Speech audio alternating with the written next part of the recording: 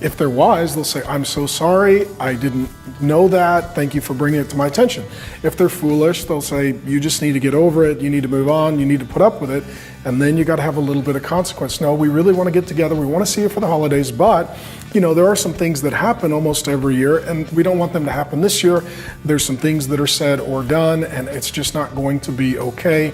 So can we agree to some terms before we get in the room? That's what you do with people who are foolish. And you can be humble. We should be humble and say, is there anything I can do differently? Is there anything I can do better? Is there any way I can be more loving? Is there any way that I've been foolish toward you? Is there anything that I've said or done that I need to own? And maybe you start by owning that.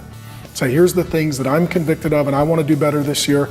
I was wondering if I could bring up some things that I think you could do better so that we could have a better holiday together. And sometimes humility really helps, because wise people are not always the highest IQ, but they tend to have high humility. And so they're teachable and humble. And those who are foolish are then invited by the humble to become humble, and relationships always work better when there's two humble people.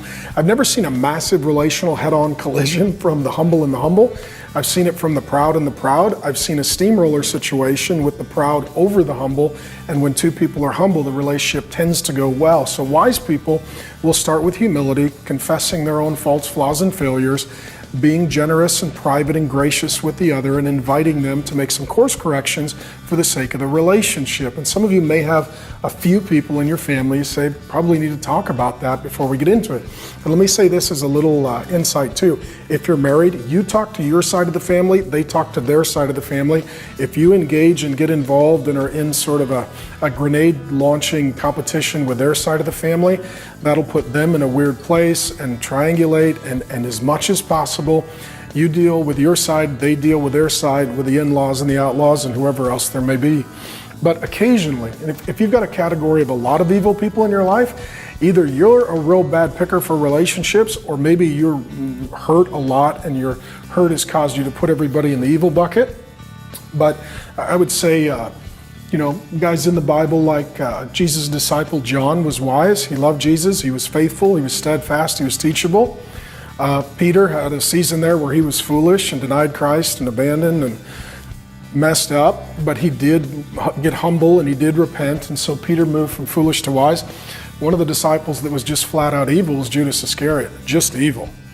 I mean, he was plotting against Jesus, he was stealing from Jesus, his life was committed to undermining Jesus. Finally, he betrays Jesus and he hands Jesus over to be murdered. That's just evil. And Jesus responded to John with an ongoing warm relationship. With Peter, who was foolish, he needed to have a kind of intense but a forgiving, honest, let's put our cards on the table, let's get over the past and move on to the future conversation with Peter, and Peter moved from foolish to wise. But with Judas Iscariot, he said, I know what you're going to do, so just go do it quickly. He basically said, Judas, there's not going to be wisdom from you. And you're not just a foolish guy making mistakes, you're an evil guy making plots.